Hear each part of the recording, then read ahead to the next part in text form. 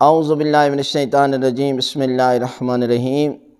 رزق کے اضافے کے لیے اور برکت کے لیے اللہ کے رسول کا بتایا ہوا ایک نسخہ، ایک چھوٹا سا عمل، آپ اس پر عمل کریں گے تو آپ دنیا کی ہر حاجت، جو بھی کسی کے پاس جو ہے وہ آپ لے کر جائیں گے تو آپ کی حاجت جو ہے وہ پوری کی جائے گی، اور تمام جسمانی بیماریوں سے بھی آپ محفوظ رکھیں گے، اور رزق میں بھی اضافہ ہوگا۔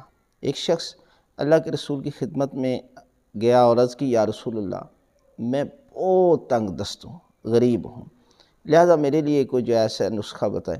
تو اللہ کے رسول نے فرمایا کہ باوضو رہا کرو، زیادہ سے زیادہ باوضو رہنے کی کوشش کر، اس لیے کہ اس کے ذریعے پروردگار تمہارے رزق میں اضافہ کر دے گا، تمہارے رزق میں برکتیں عطا کرے گا۔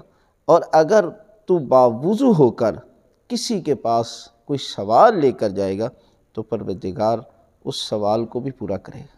اور آج کرونا جیسی بیماری ہے تو اس کا علاج بھی وضو میں ہے۔